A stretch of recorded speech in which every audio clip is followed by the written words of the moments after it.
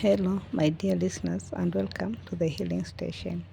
Here at the Healing Station, we receive our healing. We receive our healing for physical problems, and we begin to experience physical health.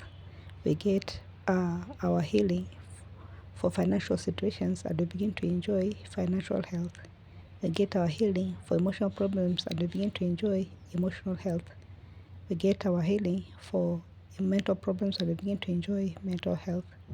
We get our healing for psychological problems, and we begin to enjoy psychological health. And God restores us and repairs us.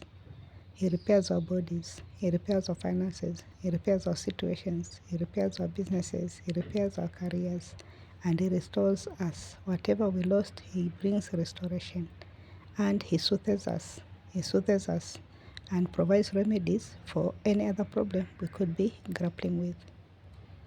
Today, we are talking about when God calls you, and we are saying, when God calls you, what happens when God calls you? What does it mean when God calls you? When God calls us, what does it mean when God calls us? In 1 Samuel chapter 3, we meet young Samuel. We all know how Samuel was born. We knew that his mother Hannah had been a barren woman for long, and she had prayed and she prayed and prayed until one day God answered, and baby Samuel came into her life. And now Samuel was given unto the Lord to serve the Lord in the temple. So in 1 Samuel chapter 3, we meet young Samuel ministering in the temple.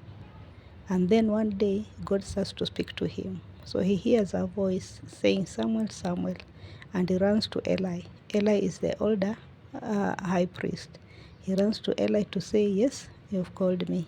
And Eli says, no, I've not called you. And he goes back again, lies in his bed, and then he hears again a voice saying, Samuel, Samuel. He runs to Eli.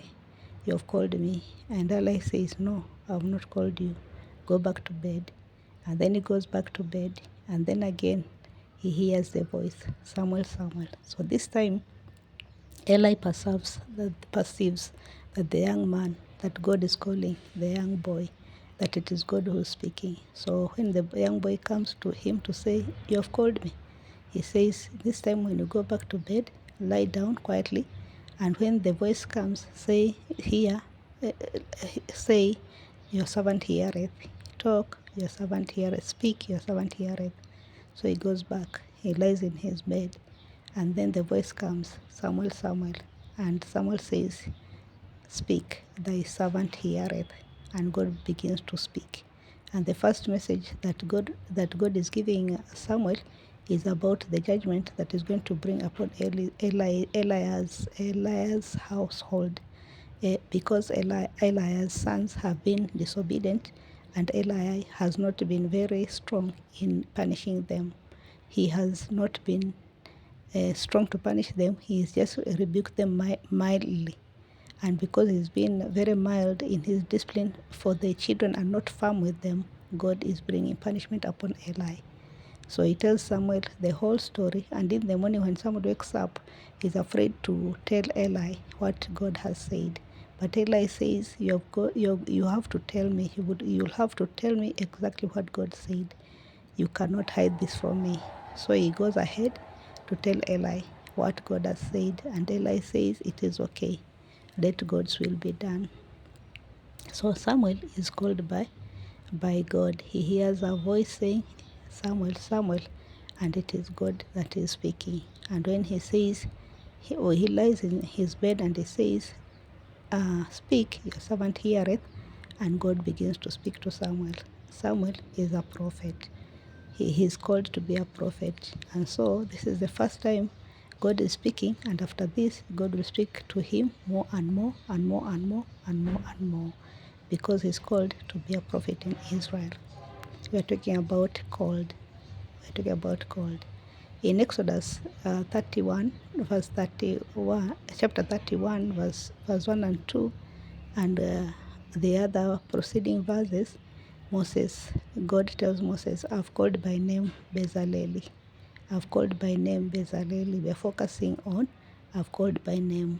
So I've called by name Bezaliel, and I've filled him with the Spirit of God, in wisdom, in understanding, in knowledge, in all manner of workmanship, to devise cunning works, to work in all manner of workmanship, to work with gold, to work with brass, to work with silver, to work with wood, to work with timber, to do all manner of cunning works, to devise cunning works. And I've given him able assistant, Aholiab, and I've also given him wise men and wise women to help him, to work with him in building the tabernacle.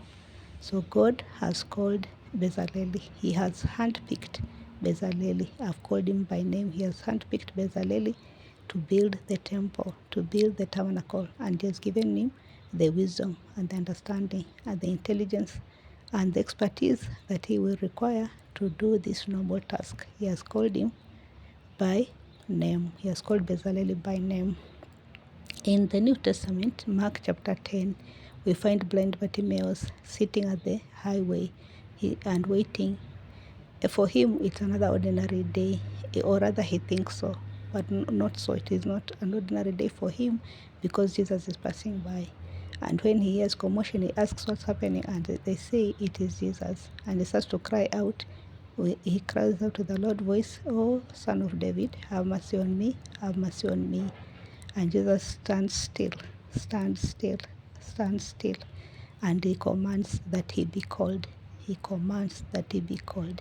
Here we want to emphasize on that phrase, that he commands that he be called, because today we are talking about when God calls you. So he commands that he be called, and they run to him and they tell him. At first they are telling him not to make noise, to keep quiet, but when they hear Jesus saying, "Go call him," they change their minds. They run to him. They help him. They assist him. They say, "Be comforted. Be of good comfort. He calleth thee. Be of good comfort. He calleth thee." And blind Bartimaeus rises, drops his garment, comes to Jesus, and Jesus asks, "What do you want?" And he says, "To receive my sight."